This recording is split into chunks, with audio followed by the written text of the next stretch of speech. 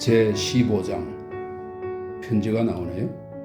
페트로니우스로부터 비니키우스에게 믿을 수 있는 노예를 시켜서 안티움에서 이 편지를 보낸다.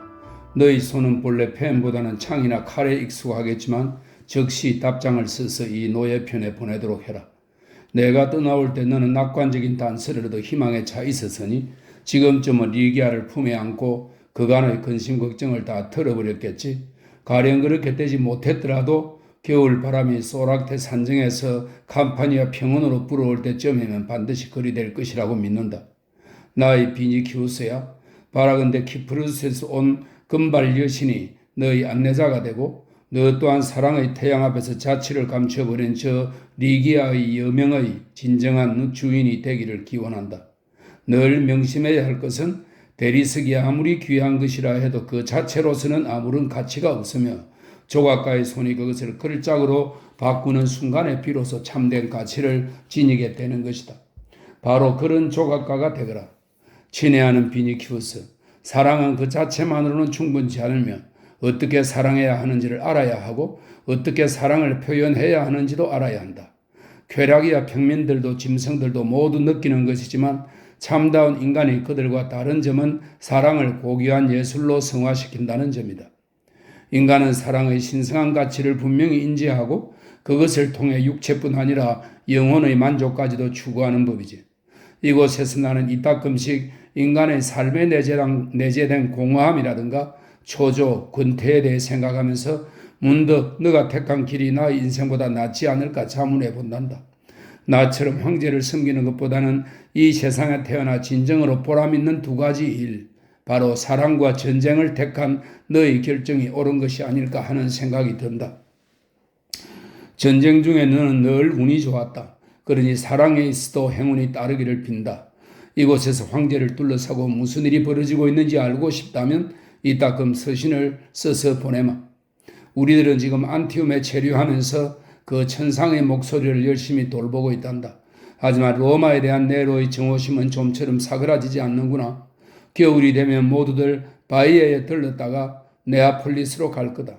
그곳에서 황제는 공연을 할 예정인데 네아폴리스의 시민들은 그리스인들이니 티베리스 강변에 살고 있는 늑대들의 종족보다는, 이 로마 시민을 가리킵니다. 늑대들의 종족보다는 감상하는 수준이 훨씬 높을 것 같다.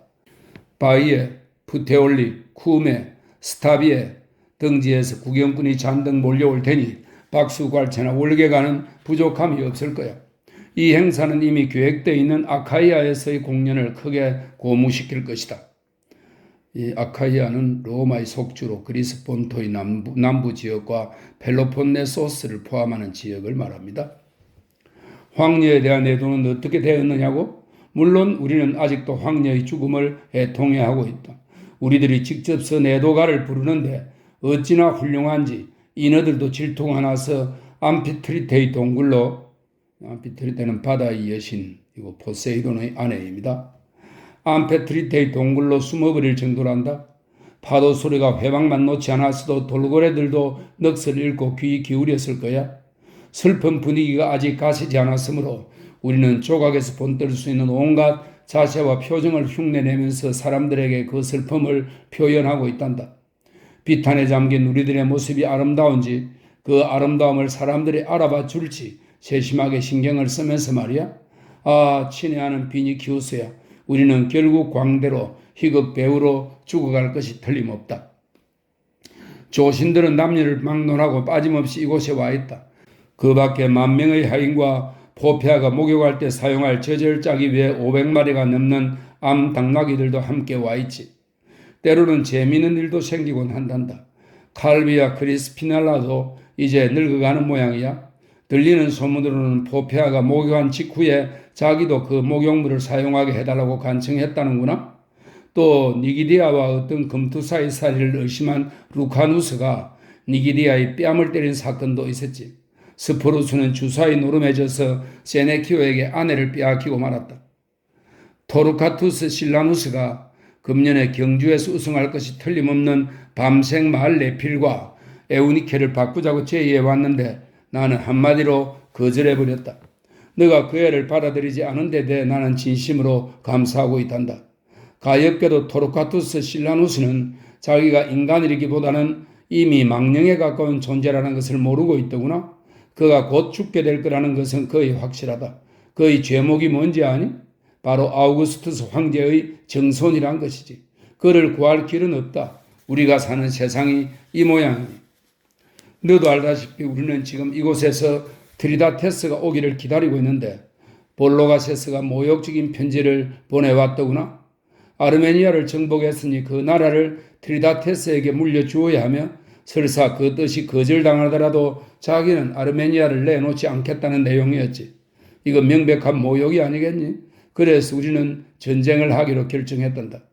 코르볼로는 위대한 폼페이우스가 해적을 소탕할 때 그랬던 것처럼 대군을 거느리고 막대한 권력을 휘두르게 될 거야. 네로는 조금 망설이기도 했는데 그것은 승리할 경우 코르볼로에게 돌아갈 영광이 두려웠기 때문이지. 아울루스 장군에게 최고 지휘권을 주자는 의견도 있었지만 포페아가 반대했지. 분명 그는 폼포니아의 등망이 눈에 가시처럼 걸리는 모양이었어. 바티니우스가 베네벤툼에서 열릴 예정인, 베네벤툼은 네아폴리에서 북동쪽으로 50km 떨어진 도시입니다. 베네벤툼에서 열릴 예정인 대대적인 격투 경기에 대해서 귀뜸해 주더구나. 재화공은 신발에 대해서만 간섭하라 라는 격언이 있지만 요즘 세상에 그 재화공들이 얼마나 설치고 떠벌리고 다니는지 한번 보렴. 비텔리우스는 재화공의 손자이고 바티니우스는 바로 재화공의 아들이지. 어쩌면 그도 구두를 꿰맨 일이 있었을 거야. 배우 알리투루스는 어제 오이디푸스 왕 역할을 훌륭하게 해냈단다. 마침 그가 유대인이어서 그리스도교 신자와 유대인이 같은 사람들인지 물어보았지. 그가 대답하기를 유대인은 아득한 옛날부터 고유한 종교를 가지고 있으며 그리스도교는 최근에 유대교에서 파생된 새로운 종교라는 거야. 티베리우스 황제 시대에 유대인들이 어떤 사내를 십자가에 못 박았는데 현재 그를 따르는 자가 날로 증가하고 있으며 그리스도 교도들은 그를 신으로 숭배하고 있다는구나. 그들은 다른 신들, 특히 우리의 신들은 인정하지 않는 모양이다. 자기들에게 해가 되는 것도 아닌데 왜 그러는지 모르겠구나. 티겔리누스는 요즘 내게 노골적으로 저기를 드러내고 있단다. 여태껏 내 적수가 되지 못했으면서도 정신을 차리지 못한 모양이다. 그가 나보다 우세한 건 일단 나보다는 훨씬 더 몸을 사릴 줄 알고 또 나보다 훨씬 더 악질이라는 점이지. 바로 그 점 때문에 앞으로 붉은 수염과 더욱 가까워질 수 있을 거야. 아마 머지않아 그 두 사람은 서로 혼연일체가 될 것이고 그때가 되면 나는 끝장이지. 그때가 언제일지는 나도 모르지만 언젠가는 반드시 올 것이다. 그래서 요즘 나는 그때를 개의치 않고 내게 주어진 현재의 삶을 실컷 즐기려 하고 있단다. 붉은 수염만 없다면 내 삶이 그리 지겨운 것도 아니니까. 그건 인간과 연관되어 있기에 사람들은 가끔 자기의 인생의 진저를 치게 되는 것이지. 때로 사람들은 네로의 총애를 받기 위해 서로 다투는 것을 격투기나 경기, 시합과 혼돈하곤 한단다. 승리를 통해 자부심을 만족시킬 수 있는 그런 승부와는 근본적으로 다르다는 것을 잊은 듯이 말이다. 이따금 나 자신이 킬로와 같은 인간보다 조금도 나을 게 없는 것처럼 생각되기도 한단다. 킬로가 필요 없게 되면 그를 내게 보내다오. 그의 기지에 넘치는 말솜씨가 마음에 들었거든. 너희 여신인 그리스도 교도에게도 안부 전해다오. 아니 그보다도 내가 부탁하건대 너한테까지 물고기처럼 차갑게 굴지는 말라고 전해주려무나. 건강은 어떤지 사랑은 잘 되어가는지 꼭 소식다오. 사랑하는 방법을 스스로 터득한 뒤 그녀에게도 그 방법을 가르쳐 주도록 해라. 잘 있거라. 답장이네요. 마르쿠스 비니키우스로부터 페트로니우스 삼촌께. 리기아는 아직도 찾지 못했습니다. 만일 그녀를 곧 찾을 수 있다는 희망이라도 없었다면 외삼촌께서는 이 답장을 받지 못하셨을 겁니다. 인생의 흥미를 완전히 잃어버리고 나면 무엇을 쓰는 일조차도 귀찮아지니까요. 저는 킬로가 저를 속이려는 게 아닌지 확인하고 싶었습니다. 그래서 그날 밤 킬로가 에우리키우스에게 줄 돈을 받으러 왔을 때 군용 외투를 뒤집어 쓰고 그와 그에게 딸려준 젊은 노예의 뒤를 몰래 밟았습니다. 항구에 도착했을 때 저는 기둥 뒤에 서서 먼 발치에서 지켜보았는데 거기서 킬로가 에우리키우스에 대해서 한 말이 거짓이 아니라는 것을 확실히 알았습니다. 아래쪽 강 기슭에서는 수십 명의 사내들이 횃불을 피워놓고 거대한 뗏목에서 돌덩이를 드러내어 선창에 쌓아 올리고 있었습니다. 킬로가 그들 곁으로 다가가 어떤 늙은이에게 말을 걸자 그 늙은이는 잠시 후 킬로의 발 앞에 무릎을 꿇었습니다. 다른 사람들은 그들을 에워싸고 감탄사를 연방 외쳐대고 있더군요. 제 눈앞에서 젊은 노예가 돈주머니를 에우리키우스에게 건네주자 그는 그것을 받아들고는 두 손을 높이 쳐들고 기도하기 시작했습니다. 그 옆에 또 한 사람이 무릎을 꿇었는데 아마 그 늙은이의 아들인 것 같았습니다. 제 귀에는 들리지 않았지만 킬로가 무엇하고 중얼거리면서 다른 사람들이 하듯 허공에 대고 십자가의 표시를 그리면서 두 사람을 축복하자 모두가 무릎을 꿇었습니다. 저는 그들 가운데로 불쑥 뛰어들어가서 리기아를 찾아주는 사람에게는 돈주머니를 3개라도 주겠다고 말하고 싶어 견딜 수 없었으나 킬로가 하는 일에 방해가 될까 겁이 나서 그만 집으로 돌아오고 말았습니다. 이 일은 삼촌께서 떠나신 지 12일째 되는 날 있었습니다. 그 뒤로 킬로는 몇 번이나 저를 찾아와서 자기가 그리스도 교인들로부터 꽤 인정받게 되었다고 말했습니다. 킬로는 아직도 리기아를 찾지 못한 이유에 대해 로마에만도 그리스도교 신자들이 워낙 많아 모든 신자들이 서로를 다 아는 것도 아니고 그 안에서 일어나는 모든 사건을 일일이 다 알고 있는 것도 아니기 때문이라고 했습니다. 게다가 그들은 신중하고 입이 무겁다고 합니다. 하지만 그들이 장로라고 부르는 노인들만 만나게 되면 그들로부터 모든 비밀을 알아낼 수 있다고 장담했습니다. 이미 몇몇 장로와 친분을 맺고 조심스럽게 알아보고는 있으나 너무 서두르다가 의심을 살 염려가 있기에 신중하게 행동하고 있다는 것이었습니다. 기다리는 것은 괴롭고 참기 힘든 일이지만 마땅히 그래야 하므로 잘 참고 있습니다. 킬로는 그리스도 교인들이 기도하기 위해서 모이는 장소가 따로 있다는 것도 알려주었습니다. 대개는 성문 밖에서 모이는데 빈집이나 해안의 모래동굴에서 집회를 갖는 경우가 있다는군요. 거기서 그들은 그리스도를 찬미하고 성가를 부르며 여러 가지 행사를 거행한답니다. 그런 장소는 꽤 많은 모양입니다. 킬로의 짐작에 따르면 리기아는 일부러 폼포니아와는 다른 기도소에 다니는 것 같다고 합니다. 그 이유는 만일 폼포니아가 신문을 받게 될 경우 리기아가 숨어 있는 곳을 모른다고 당당하게 진술할 수 있도록 하기 위해서라는 거죠. 아마 그들의 장로들이 특별히 주의를 시켰을지도 모르겠습니다. 그런 기도소가 어디 있는지 킬로가 알려주면 저도 그와 함께 한번 가볼 생각입니다. 만일 신들께서 저로 하여금 리기아를 다시 한번 만날 수 있게 해주신다면 주피터의 이름으로 삼촌께 맹세하는데 다시는 그녀의 손을 놓지 않겠습니다. 저는 줄곧 그 기도소 생각만 하고 있지만 킬로는 제가 따라 나서는 것을 원치 않습니다. 아무도 두려워서 그렇겠지만 저는 가만히 집에 처박혀서 기다릴 수만은 없습니다. 리기아가 변장을 하건 베일로 얼굴을 가리고 있건 그녀를 바로 알아볼 수 있을 것이라고 확신합니다. 그리스도교 신자들이 모이는 것은 한밤중이지만 저는 어두운 밤에도 그녀의 얼굴을 금세 알아볼 수 있습니다. 리기아의 음성, 그녀의 몸짓도 당장에 알아볼 수 있습니다. 앞으로는 저도 변장을 하고 킬로와 함께 가서 출입하는 사람들을 일일이 살펴볼 생각입니다. 언제나 리기아만 생각하고 있으니까 바로 찾아낼 수 있을 겁니다. 내일 킬로가 오기로 되어 있으니 함께 가보겠습니다. 무기도 가지고 갈 겁니다.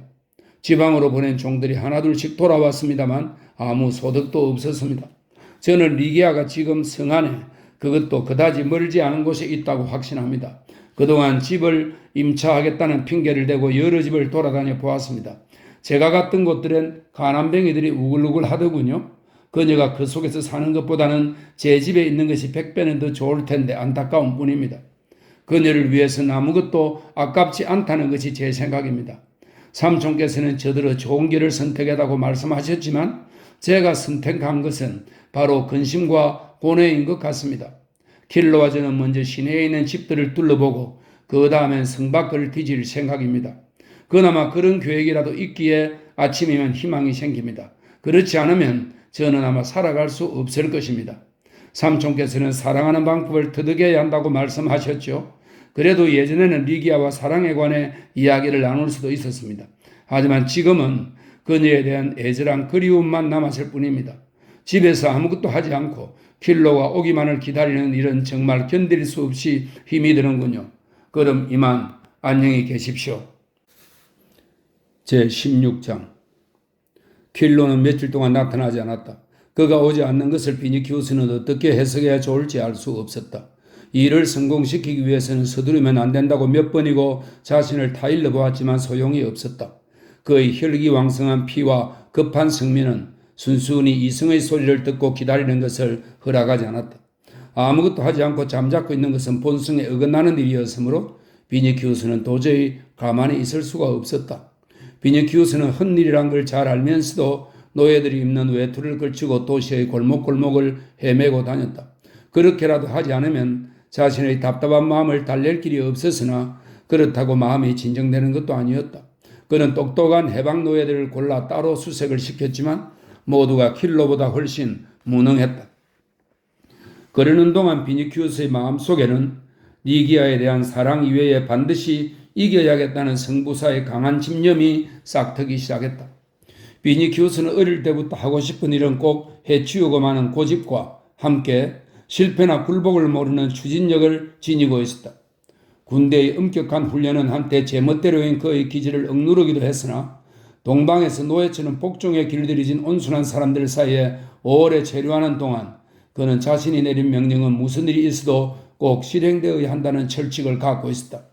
그가 한번 하겠다 하고 마음먹으면 그 무엇도 감히 막을 수 없다는 신념이 생기게 된 것이다. 그런 비니키우스였기에 이번 일로 그의 자존심은 적지 않은 타격을 입었다. 더욱이 리기아의 저항과 도전, 탈주는 그가 도저히 이해할 수 없을 정도의 수수께끼와도 같아서 그 의미를 파악하기가 몹시 힘들었다. 악태의 말이 진실이며 리기아에게 자신이 그렇게 하찮은 존재는 아니라고 확신하면서도 비니키우스의 마음은 괴롭기만 했다. 그렇다면 그녀는 도대체 무엇 때문에 그의 사랑과 보살핌, 이 호화로운 저택에서의 안락한 생활을 다 버리고 떠돌이 생활과 가난의 길을 선택했을까? 비니키우스는 이러한 의문에 대해 해답을 얻을 수가 없었다. 그저 막연하게 자기와 리기아 사이에, 두 사람의 가치관 사이에, 그리고 자기와 페트로니우스가 살고 있는 세계와 리기아와 폼포니아가 살고 있는 세계 사이에는 그 무엇으로도 메울 수 없고 넘을 수 없는 깊은 수렁 같은 것이 존재하여 결국엔 서로 융합할 수 없는 것 아닌가 하는 생각이 들 뿐이었다. 그럴 때면 리기아를 아주 잃어버린 것 같은 느낌에 사로잡혀 페트로니우스가 절대로 놓치지 말라고 당부한 그 평정심을 잃어버리곤 했다. 때로 비니키우스는 도대체 자기가 리기아를 사랑하고 있는지 정오하고 있는지 구별할 수 없었다. 무슨 일이 있어도 리기아는 반드시 찾아야 한다. 그녀를 만날 수도 없고 자기 사람으로 만들 수도 없을 바에는 차라리 땅속에 묻혀버리는 편이 낫다는 일념으로 하루하루를 견뎌낼 뿐이었다. 비니키우스는 가끔씩 공상의 나래를 펼쳐 마치 눈앞에 있는 것처럼 생생하게 리기아의 자태를 떠올리곤 했다. 자기가 리기아에게 했던 말, 그녀로부터 들었던 말들을 하나하나 되씹어 보기도 했다. 리기아가 가까운 곳에, 아니 그의 가슴에 두 팔에 안겨 있는 것 같았고 그럴 때면 정열의 불꽃이 걷잡을 수 없이 온몸을 휩싸곤 했다. 그는 리기아가 못 견디게 보고 싶을 때는 그녀의 이름을 불러보았다. 자기가 신중하게 행동했더라면 그녀 또한 자기를 진심으로 사랑하고 자기가 바라는 것은 무엇이든지 덜어 주었을지도 모른다는 생각을 하자 견딜 수 없는 슬픔과 함께 거대한 애정의 물결이 그의 가슴에 파도쳤다. 그런가 하면 주체할 수 없는 분노 때문에 얼굴이 하얗게 변할 때도 있었다. 그럴 때마다 비니키우스는 그녀를 찾게 되면 모욕과 고통을 줄이라는 다짐으로 스스로를 위로하곤 했다. 리기아를 손에 넣는데 그치지 않고 자신의 노예로 삼아 짓밟아 주리라. 그렇게 다짐하다가도 리기아의 노예가 되든지 다시는 리기아를 보지 못한 채 평생을 살든지 둘 중 하나를 택하라면 기꺼이 그녀의 노예가 되는 쪽을 택하리라는 생각을 하기도 했다.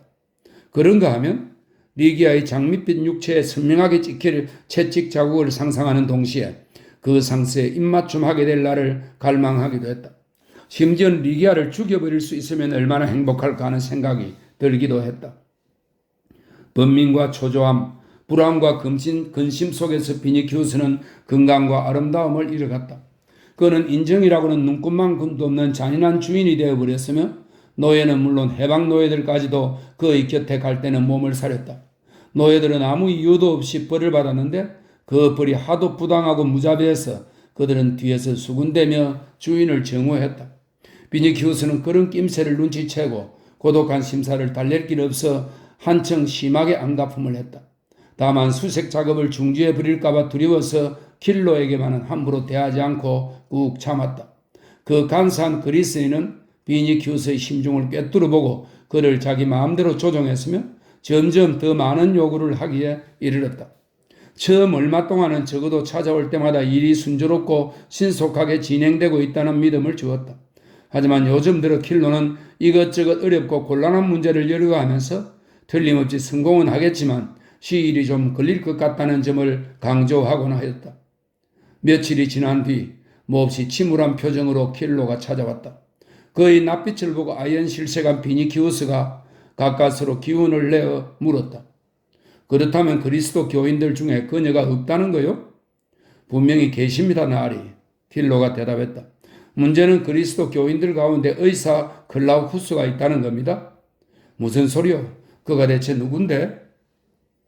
나으리께서 잊으신 모양이군요. 네아폴리스에서 로마까지 저와 동행했던 노인 말입니다. 그를 도와주다가 제가 그만 이렇게 손가락을 둘이나 잃어버리지 않았겠습니까? 그 때문에 저는 제 손으로 글을 쓸 수 없게 되었습니다. 강도들이 그의 아내와 아이들을 납치하고 그를 칼로 찔렀습니다. 저는 다 죽어가던 그를 민투르네 근처의, 민투르네는 로마의 동남쪽에 있는 도시입니다.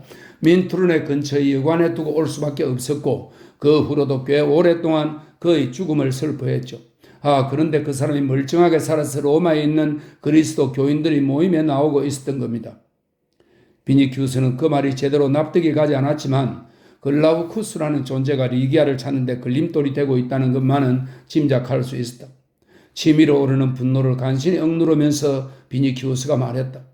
당신이 그 사람을 도와주었다면 그는 마땅히 당신에게 감사해야 하는 것 아니요? 오, 호민관님, 신들도 은혜를 저버리는데 인간이야 더 말해 무엇하겠습니까? 그렇습니다. 그는 마땅히 제게 감사해야 합니다. 그런데 불행히도 그는 정신이 오락가락하는 늙은이인데다가 심한 고생으로 판단력이 흐려졌나 봅니다. 그리스도 교도들에게 알아본 바로는 제게 감사하기는커녕 제가 그 강도들과 한패였다면서 자기가 불행한 신세가 된 것이 다 저 때문이라는 소문을 퍼뜨리고 다닌다고 합니다. 손가락을 2개나 잃어버린 데 대한 보상이 고작 그것입니다. 듣고 보니 그 노인네의 말이 사실이라는 걸 알겠군. 비니키우스가 말했다.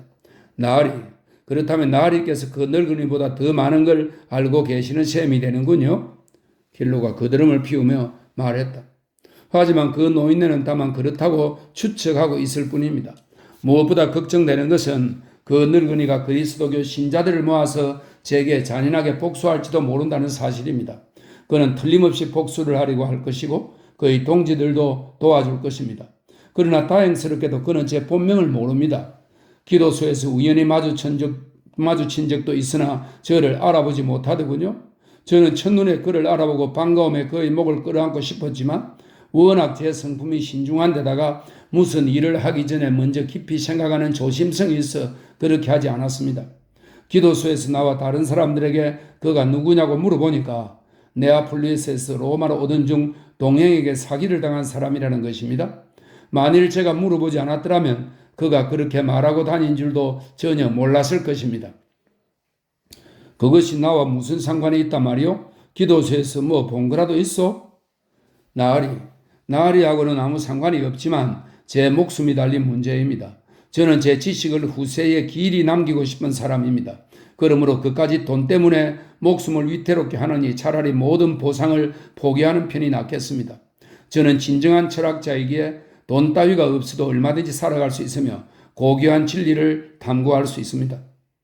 비니키우스는 험악한 얼굴을 킬로에게 들이밀면서 가까스로 화를 누르며 말했다. 글라우쿠스보다 내 손이 먼저 네 놈의 목숨을 끊을지도 모른다. 이 개같은 놈아. 지금 당장 이 마당 한 구석에 파묻힐 수도 있다는 걸 모르겠느냐? 본래 급쟁이인 킬로는 비니키우스의 기세를 보자 더 이상 찌끄렸다가는 끝장이 나리라는 것을 단번에 알아차렸다. 아가씨를 찾아내겠습니다, 나리. 꼭 찾아내겠습니다. 킬로가 황급히 말했다. 잠시 침묵이 흘렀다. 단지 비니키우스의 가쁜 숨소리와 정원에서 일하고 있는 노예들의 노래소리만이 들려올 뿐이었다. 젊은 귀족의 흥분이 다소 가라앉은 것을 본 킬로가 다시 입을 열었다. 방금 저는 죽음을 모면했군요. 하지만 저는 소크라테스처럼 그 죽음 앞에서 의연하게 꿇었습니다. 나으리, 제가 그런 말씀을 드린 것은 아가씨의 수색을 중단하겠다는 뜻이 결코 아니었습니다. 이 수색 작업이 제게 큰 위험이 될지도 모른다는 말씀을 드리고 싶었을 뿐입니다. 일전에 나으리께서는 에우리키우스란 자가 정말 존재하는지 의심하셨습니다만 그 후로 제 아비의 아들이 한 말이 거짓이 아님을 직접 두 눈으로 확인하신 바 있습니다. 그런데 이제 또 제가 글라우쿠스라는 인물을 가상으로 만들어내지는 않았나 의심하고 계십니다. 너무나 애통하군요. 만일 이것이 죄다 지어낸 이야기이고 제가 전처럼 그리스도 교도들 사이에서 마음 놓고 돌아다닐 수만 있다면 나이 들고 불구가 된 제 뒷바라지를 위해서 사흘 전에 사들인 늙은 노예를 당장 갖다 버리겠습니다. 하지만 나으리, 글라우쿠스는 정말로 살아있습니다. 일단 제가 그에게 들키는 날이면 나으리께서는 두 번 다시 제 얼굴을 못 보시게 될 겁니다. 그러면 대체 누가 아가씨를 찾아드리겠습니까? 필로는 잠시 숨을 고르고 눈물을 훔치더니 계속해서 말했다. 글라우쿠스가 살아있는 한 어떻게 아가씨를 찾아낼 수 있겠습니까? 언제라도 그를 만나게 될지 모르며 만나면 저는 그 자리에서 죽고 말 텐데 말입니다. 그와 동시에 제 수색 작업도 중단되어 버리는 거죠. 도대체 나보고 어떻게 해달라는 말이오? 무슨 대책이라도 있단 말이오? 내가 뭘 어떻게 하면 좋겠소? 비니키우스가 물었다. 아리스토텔레스께서 가르치시길 큰 일을 위해서는 작은 일을 희생하라고 하셨습니다. 프리아무스 왕은 트로이의 마지막 왕입니다. 프리아무스 왕은 노년이야말로 무거운 짐이라고 말씀하셨습니다.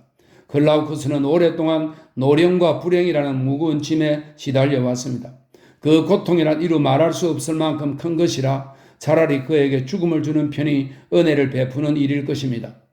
세네카가 말하기를 죽음이야말로 해방 그 자체라고 했습니다만 그런 말장난은 베트로니우스 삼촌하고나 하시오. 도대체 내게 원하는 게 뭐요? 만일 덕을 논하는 것이 말장난이라면 신들이여 원컨대 영원히 말장난꾼이 되게 해주소서. 제가 원하는 것은 글라우쿠스를 없애는 것입니다. 그가 살아있는 한 제 목숨도 나리를 위한 수색 작업도 모두 위태롭게 되니까요. 사람을 사서 몽둥이로 쳐 죽이면 될 것 아니오. 돈은 내가 되겠소. 나리, 사람을 사면 그들은 나리에게서 돈을 뜯어갈 뿐 아니라 나중에도 비밀을 지킨다는 구실로 협박을 일삼을 것입니다. 로마에는 불량배들이 원형 경기장에 모래알 만큼이나 많이 있지만 정직한 사람이 그들의 힘을 빌리려고 하면 얼마나 많은 돈을 요구하는지 모르실 것입니다. 존귀하신 호민과 나리, 만일 순찰대에게 살인 현장을 들키게 되면 어떻게 되겠습니까? 악당들은 누가 자기들을 고용했는지 자백할 것이며 그렇게 되면 나리께 문제가 생길 것입니다. 저는 그놈들에게 절대로 이름을 가르쳐 주지 않을 테니 그놈들이 제 이름을 부를 염려는 없겠지요. 저를 믿지 못하시고 제 진심을 믿지 못하시는 건 잘못하시는 것입니다. 이 일이 잘 되려면 우선 두 가지 문제가 해결되어야 합니다. 첫째, 제 목숨을 지켜주실 것. 둘째, 일전에 약속하신 보수를 주실 것. 이 두 가지를 유념해 주셨으면 합니다. 돈이 얼마나 필요하오? 천 세스테르티우스는 있어야겠습니다. 그런데 이 점은 꼭 고려해 주셨으면 합니다. 정직한 불안당, 그러니까 착수금을 받고 슬그머니 도망쳐버리지 않는 믿을 만한 놈들을 찾아내야 하거든요. 좋은 일을 하는 데는 그만한 비용이 따르는 법이죠. 또한 제게도 글라우쿠스를 애도하며 흘리게 될 눈물을 닦을 수 있도록 얼마쯤은 주셔야 하겠습니다. 제가 얼마나 그를 사랑하는지는 신들께서 증명해 주실 것입니다. 만일 오늘 천 세스테르티우스를 받게 된다면 이틀 안에 글라우쿠스의 넋은 저승으로 갈 것이고 만일 그의 영혼의 기억과 사색의 힘이 남아있다면 제가 얼마나 자기를 사랑했는지 알게 될 것입니다. 오늘이라도 당장 사람을 사서 내일 밤부터 글라우쿠스가 살아있다면 하루에 100세스테르티우스씩 제해 나가겠다고 일러놓겠습니다. 제게 다 생각이 있으니 일은 잘 처리될 것입니다. 비니키우스는 또다시 킬로가 요구하는 돈을 주겠다고 약속하고는 이제 더 이상 글라우쿠스 이야기는 꺼내지 말라고 못 박았다. 그러고는 그 밖의 새로운 소식이 없는지 그동안 어디에 있었으며 무엇을 발견하고 무엇을 찾아내는지 캐물었다. 하지만 킬로에게는 비니키우스에게 보고할 만한 새로운 이야기거리가 없었다. 두 군데의 기도소에 더들러 여신도들의 얼굴을 살펴보았으나 리기아와 비슷한 여자는 보지도 못했던 것이다. 그리스도교 신자들은 이제 그를 동지로 대하고 있으며 더군다나 에우리키우스의 아들을 해방시키기 위한 몸값을 내준 뒤부터는 그리스도의 발자취를 따르는 사람이라며 모두들 그를 존경했다. 킬로는 타르소스의 바오르라고 하는 위대한 율법학자가 유대인들로부터 고소를 당해 로마에 와 있다는 말을 듣고 그에게 접근하려고 했다. 그러나 무엇보다 킬로를 기쁘게 한 것은 그 종파의 최고 수장으로 그리스도의 제자이며 그리스도로부터 전 세계 그리스도교 신자들에 대한 통치권을 위임받은 인물이 곧 로마에 올 것이라는 소식이었다. 그리스도 교인들은 모두 그에게서 가르침을 받기를 열망하고 있다. 틀림없이 대규모 집회가 몇 차례 열릴 것이고 그렇다면 군중 틈에 몸을 숨기기는 쉬운 일이므로 그 집회에 비니큐스를 데리고 갈 수도 있을 것이다. 그러면 반드시 리기아를 만날 수 있으리라. 글라우쿠스만 처리해버리면 큰 어려움은 없을 것이며 그리스도 교인들이라고 전혀 복수를 하지 않는 것은 아니지만 원래 그들은 평화적인 사람들이니 별일은 없으리라고 킬로는 쉬지 않고 떠들어댔다. 그 대목에서 킬로는 정색을 하며 그리스도 교인들이 악한 일을 행하는 것을 한 번도 본 일이 없다고 말했다. 예를 들어 우물이나 샘에 독을 풀어 넣는다든지 인류에게 해를 끼칠 나쁜 짓을 한다든지 아니면 당나귀 머리에 절을 하고 어린아이들을 잡아먹는다든지 하는 것을 본 적이 없다는 것이었다. 맹세코 그들은 그런 짓을 하지 않았다. 물론 그들 가운데 돈을 받고 글라우쿠스를 없애줄 사람이 있겠지만 적어도 킬로가 알고 있는 한 그들의 종교는 절대로 죄악을 선동하는 일이 없으며 오히려 반대로 죄악을 용서하는 데서 기쁨을 찾는 것 같다는 것이 킬로의 견해였다. 비니큐스는 악태의 방에서 폼포니오가 한 말을 기억해내고는 킬로의 말에 기쁨을 느꼈다. 리기아에 대한 그의 감정은 때로는 정오에 가까운 데가 있었으나 그래도 리기아가 폼포니아가 믿고 따르는 가르침이 사악하고 방탕한 것이 아니라는 말을 들으니 마음이 한결 가벼워졌다. 하지만 바로 그 가르침, 그리스도에 대한 이해할 수 없는 저 신비스러운 신앙이 자기와 리기아를 갈라놓고 있다는 생각이 들자 그 신앙이 두렵기도 하면서 한편으로는 정오스럽기도 했다. 제17장 사실 킬로에게는 글라우쿠스를 없애는 것이 가장 급선무였다. 글라우쿠스는 비록 나이는 많지만 기운이 정정한 늙은이였다. 킬로가 비니키우스에게 한 말에는 어느 정도 진실이 내포되어 있었다. 한때 글라우쿠스는 킬로와 알고 지내던 사이였는데 킬로가 그를 배신하여 강도에게 팔아넘긴 뒤 그의 아내와 재산을 빼앗고는 그를 죽음으로 몰아넣었던 것이다. 그러나 그동안 그런 기억들이 떠올라도 별다른 걱정을 하지 않았던 것은 다 죽어가는 글라우쿠스를 버리고 온 곳이 여관이 아니라 민트루네 근처의 허허 불판이었기 때문이었다. 킬로는 글라우쿠스가 회복되어 로마에 나타나리라고는 상상조차 하지 못했다. 그래서 기도소에서 글라우쿠스를 보았을 때 급에 질려 리기아를 찾는 일을 당장 그만두려고까지 했던 것이다. 하지만 한편으로는 비니키우스가 더 두려웠다. 킬로는 글라우쿠스에 대한 공포와 젊은 귀족의 추궁과 복수, 이 두 가지 중 하나를 택하지 않으면 안 되는 기로에 서게 된 것이다. 게다가 비니키우스의 뒤에는 또 한 사람, 더욱 막강한 거물 페트로니우스가 있으니 필요하다면 자신에게 힘이 되어 줄 것이다. 그렇게 생각하자 킬로는 마음을 정했다. 어차피 적을 만들어야 한다면 큰 적보다는 작은 적이 나을 것이라고 생각한 것이다.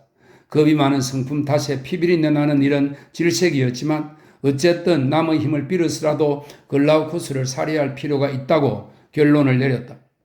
이제 사람을 구하는 일만 남았다. 그가 조금 전 비니키우스에게 방법이 있다고 말한 것은 바로 그 문제에 관한 일이었다. 킬로는 밤이 되면 술집에서 지내는 일이 잦았다. 그곳에는 집도 명예도 신앙도 없이 떠도는 불황자들이 우글거렸기에 어떤 일이라도 맡아서 해줄 하수인을 찾는 것은 식은 죽먹기였다. 그러나 그가 돈을 가지고 있다는 것을 눈치채고는 일거리를 맡겠다고 자청하여 착승을 챙긴 뒤에 순찰대에게 넘기겠다고 협박하여 전액을 갈취해 갈 만한 자들은 더욱 많았다. 게다가 킬로는 수브라글이나 티베리스 강 유역에 있는 음침한 집에서 기거하는 불결하고도 거칠기 짝이 없는 천민들을 혐오하고 있었다. 무슨 일이든지 자기중심적으로 생각하는 킬로는 그리스도 교인이나 그 교리에 대해서 충분히 알지 못했기에 그리스도교 신자들 중에서 적당한 사람을 찾을 수 있으리라고 단정하고 있었다. 적어도 그리스도 교인들은 다른 사람들보다 고지식하므로 그들에게 가서 재물이 생길 뿐만 아니라 신앙을 위해서도 도움이 되는 일이라고 부추기면서 부탁해 보기로 결심했다. 그날 밤 킬로는 에우리키우스를 찾아갔다. 진심으로 자기를 믿고 존경하는 에우리키우스는 반드시 도와줄 것이라고 생각했기 때문이다. 하지만 킬로는 천성적으로 주의 깊은 사람이었기에 자기의 덕성이나 신앙심에 대한 노인의 신뢰에 결정적으로 위배되는 숨겨진 의도를 털어놓을 마음은 조금도 없었다.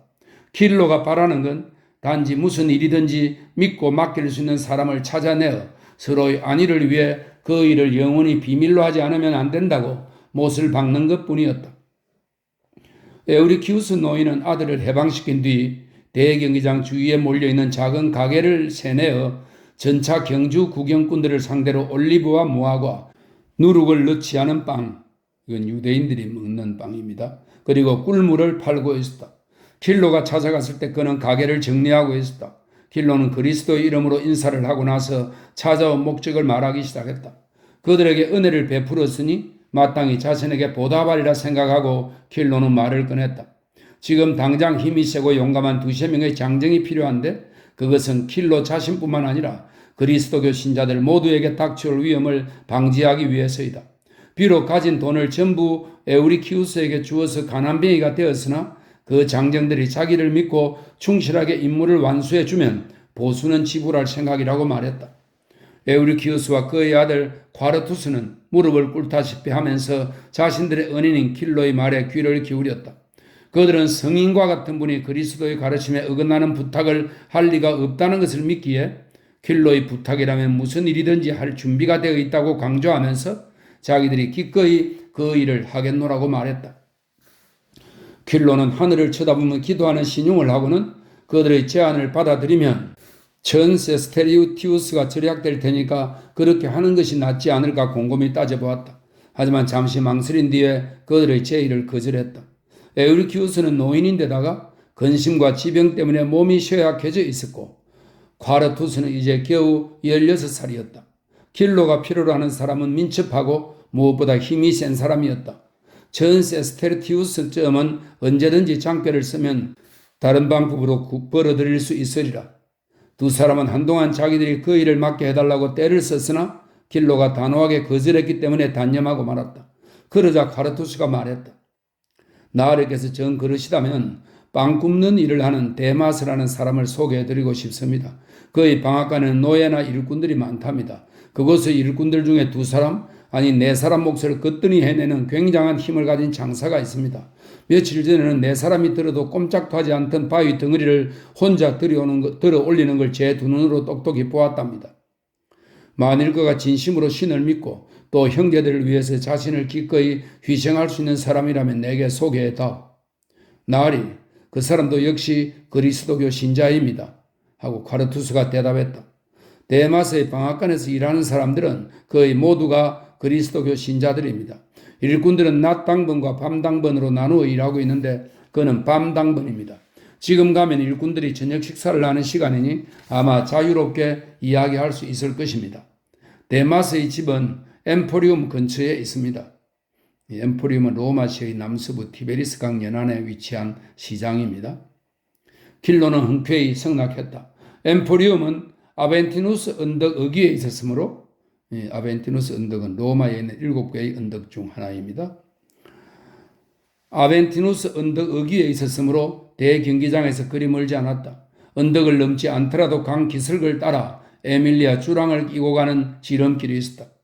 나도 이제 나이가 들어서 말이야. 기둥 밑을 지나가며 킬로가 말했다.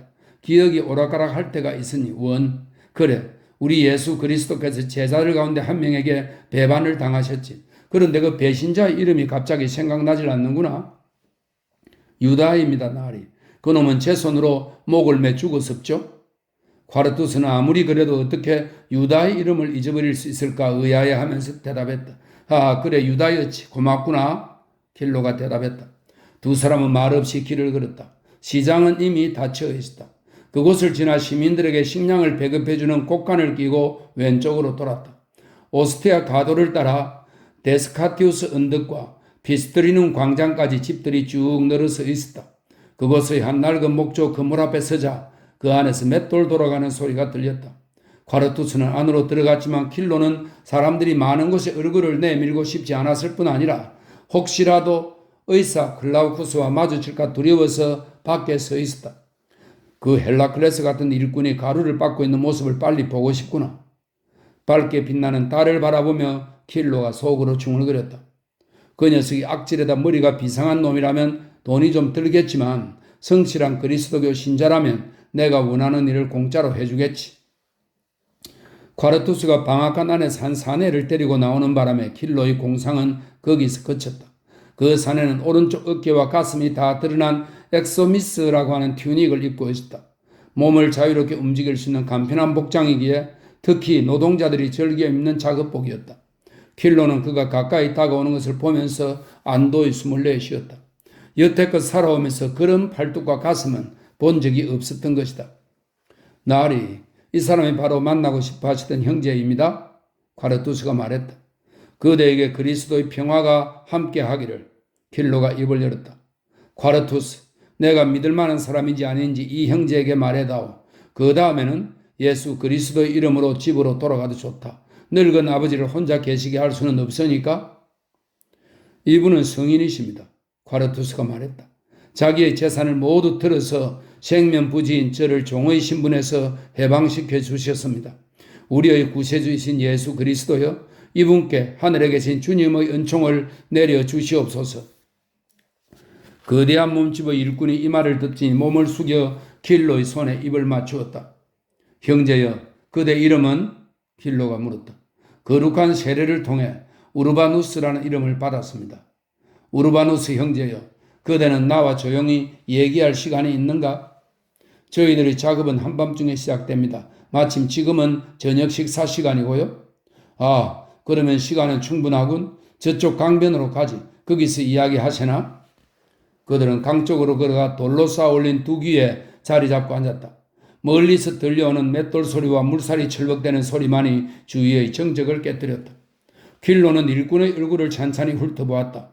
로마에 살고 있는 야만족에게서 흔히 볼 수 있는 강인하면서도 조금은 슬픈 듯하고 정직한 인상이었다. 바로 이 사람이다. 킬로가 속으로 중얼거렸다. 사람은 좋아 보이지만 우둔해 보이니 돈 한 푼 안 받고 클라우쿠스를 죽여줄지도 몰라. 마침내 킬로가 입을 열었다. 우르바누스, 자네는 그리스도를 사랑하는가? 네, 영혼을 다해 사랑합니다. 일꾼이 대답했다. 당신의 형제 자매 또한 자네에게 그리스도의 진리와 믿음을 가르쳐준 사람들도 사랑하는가? 그들도 사랑합니다. 그대에게 평화가 있기를, 사제님께도 평화가 있길 빕니다. 킬로는 밝은 달빛을 바라보면서 낮은 목소리로 천천히 그리스도의 죽음에 대해 이야기하기 시작했다. 마치 우르바누스에게 말하려는 것이 아니라 자기 자신이 직접 죽음의 순간을 회상하는 듯 혹은 잠들어 있는 도시를 향해 그 죽음의 비밀을 털어놓고 있는 듯 했다. 그의 말 속에는 사람을 감동시키고 매혹시키는 무엇인가가 있었다. 일꾼의 눈에서 눈물이 흘러내렸다. 그러자 킬로는 신음소리를 내면서 구세주가 숨을 거둘 때 십자가의 고통을 덜어드리지는 못하더라도 적어도 병사들과 유대인들로부터 모욕을 당하실 때 누구 한 사람도 저지하지 않았음을 한탄했다. 그러자 그 야만족 사내는 슬픔과 분노를 억누르며 거대한 주먹을 불끈 쥐었다. 그리스도의 죽음이 그를 감동시켰고 십자가에 못 박힌 어린 양을 조롱하던 폭도들을 생각하자 그 순진한 영혼은 복수심에 불타기 시작했다. 우르바누스여, 자네는 유다가 누구인지 알고 있나? 베란간 킬로가 물었다. 알다마다요. 그놈은 스스로 자기의 목을 매달았습니다. 우르바누스가 외쳤다. 그 음성에는 유다가 자살로 생을 마감했기 때문에 그 배신자를 자신의 손으로 처단하지 못한 것을 못내 원통해야 하는 기색이 담겨 있었다. 킬로가 말을 계속했다. 만일 유다가 제 손으로 목을 메어 죽지 않았다면, 그리고 우리 그리스도 교인들 가운데 누군가가 육지에서든 바다에서든 그자와 마주쳤다면 그리스도의 순환과 피와 죽음에 대해서 마땅히 복수해야 할 게 아닌가? 만일 그런 기회가 주어진다면 안갚음을 하지 않을 사람이 누가 있겠습니까? 사제시여. 어린 양의 충실한 종이여, 평화가 그대와 함께 하기를. 우리 자신이 당한 부당한 일들은 용서할 수 있어도 신에게 저지른 잘못을 용서할 수 있는 권리는 그 누구에도 없는 법. 뱀은 뱀을 낳고 악은 악을 낳고 배신자는 배신자를 낳듯이 유다의 독에서 또 다른 배신자가 태어났소이다. 유다가 구세주를 유대인과 로마의 병사들에게 팔아넘긴 것처럼 우리들 가운데 버젓이 살아있는 또 다른 유다가 구세주의 어린 양들을 늑대에게 팔아넘기려 하고 있어. 만일 누군가가 그 배신자를 막지 않는다면, 만일 누군가가 그 뱀 대가리를 쳐부수지 않는다면 우리 모두는 멸망의 구렁텅이에 빠지고 말 것이요. 그렇게 되면 우리와 함께 어린 양의 영광도 사라지게 되는 거지. 일꾼은 킬로의 이야기를 잘 알아들을 수 없다는 듯이 불안한 표정으로 킬로의 얼굴을 쳐다봤다. 그리스는 외투 자락으로 얼굴을 가리고 땅속에서 솟아나는 듯한 원통한 목소리로 되풀이해서 말했다. 재난이 닥치리라 참다운 신의 종들이여, 재난이 닥치리라 그대 그리스도 교도들이여. 다시 침묵이 흘렀다. 여전히 맷돌 돌아가는 소리와 일꾼들의 나지막한 노래소리, 그리고 흐르는 강물 소리만이 들려왔다. 사제님, 마침내 일꾼이 물었다. 그 배신자가 누굽니까? 킬로는 고개를 숙였다. 누구냐고? 유다의 아들, 독의 씨앗이요. 그리스도교 신자인 척 하면서 기도소를 돌아다니고 있지만 그건 오로지 그리스도교 신자들이 황제를 신으로 인정하기를 거부하고 샘물에 독을 풀어넣으며 어린아이들을 죽이고 수단방법을 가리지 않고 이 도시를 완전히 멸망시키려 한다며 형제들을 모함하기 위해서요. 며칠 내로 황제가 근위대에 명령을 내려 남녀노소 할 것 없이 그리스도 교도들은 모조리 감옥에 가두고 페다니우스 세쿤두스의 노예처럼 사형에 처할 것이요. 이 모든 것이 또 하나의 유다가 꾸민 수작이지. 하지만 아무도 첫 번째 유다를 벌하지 않았고 단 한 사람도 그에게 복수하지 않았어. 예수께서 순환을 당하실 때도 누구 하나 지켜드린 사람이 없었는데 이제 와서 또 하나의 유다를 벌할 사람이 누가 있겠는가? 황제에게 밀고하기 전에 누가 그 뱀을 쳐 죽일 것인가? 누가 그를 없애버릴 것인가? 누가 우리 형제들과 그리스도의 신앙을 멸망해서 구해낼 것인가? 여태껏 제방의 축대에 앉아있던 우르바누스가 벌떡 일어서며 말했다. 사제시여, 제가 하겠습니다. 힐로도 그 자리에서 일어나 달빛에 비친 일꾼의 얼굴을 잠시 쳐다보더니 한 손을 내밀어 천천히 그의 머리 위에 올려놓았다. 그리스도교 신자들이 있는 곳으로 가시오. 그는 엄숙한 어조로 말했다. 기도소로 가서 형제들에게 의사 클라우쿠스가 누구냐고 물으시오. 형제들이 가르쳐주면 주 예수 그리스도의 이름으로 그를 죽이시오. 클라우쿠스라고 하셨죠? 일꾼이 그 이름을 정확히 외워두는 듯이 다시 물었다.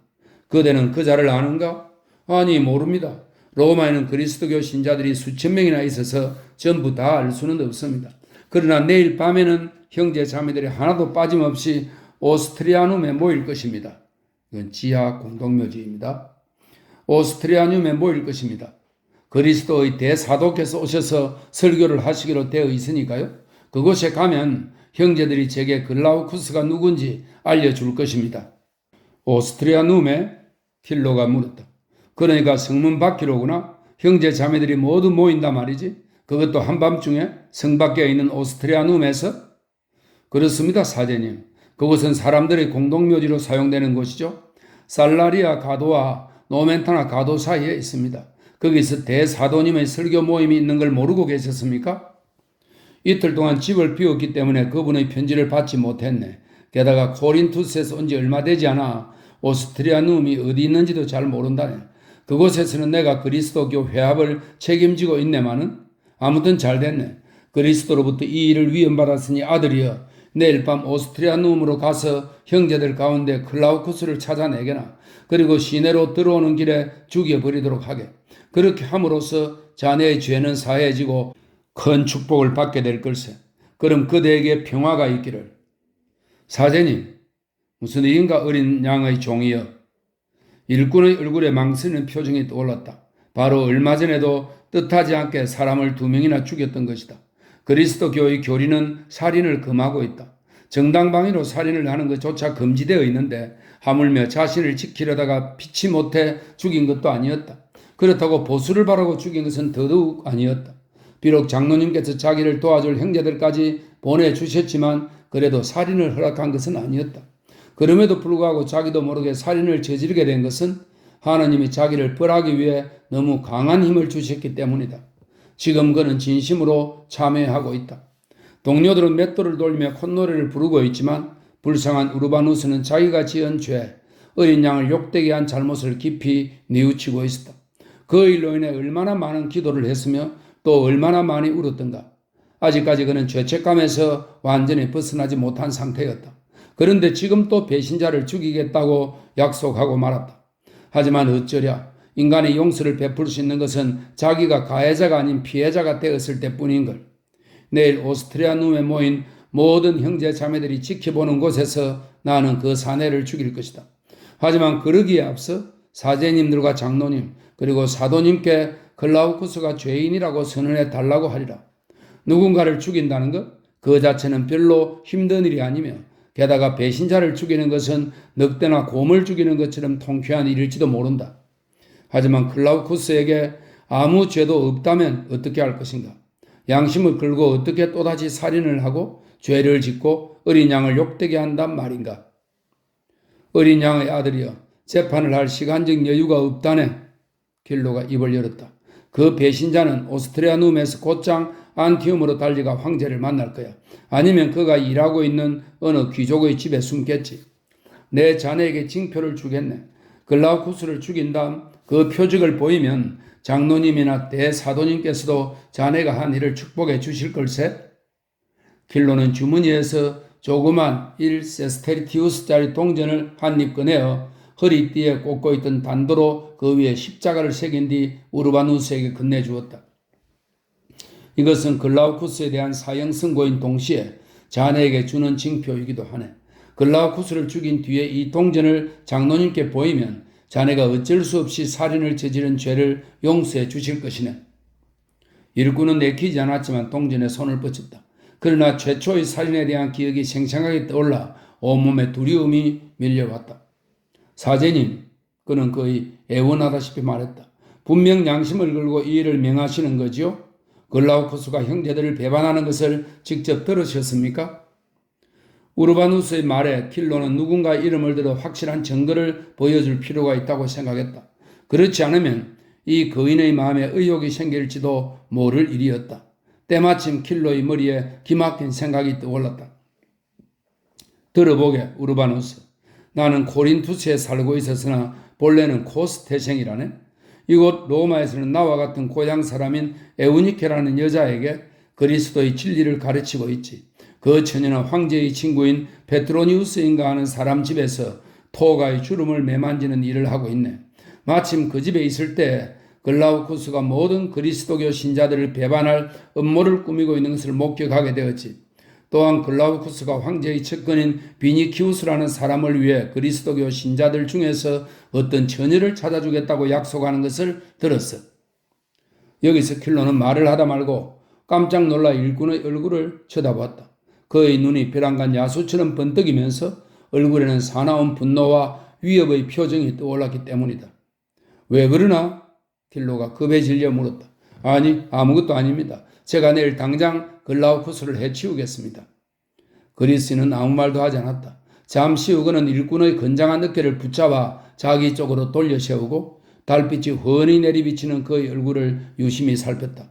분명 속으로 갈등하고 있음이 틀림없었다. 그에게 더 캐물어서 그 이유를 알아내야 할지 아니면 오늘은 이쯤에서 그만두고 찬찬히 추리해보는 게 나을지 잠시 생각에 잠겼다. 결국 그의 타고난 신중함이 승리를 거두었다. 킬로는 2번 한숨을 내쉬고 나서 일꾼의 머리에 손을 얹고는 엄숙하고 또렷한 목소리로 물었다. 우르바누스라는 이름은 세례 성사 때 받은 이름이라고 했던가? 예, 그렇습니다, 사제님. 그럼 우르바누스, 자네에게 평화가 있기를.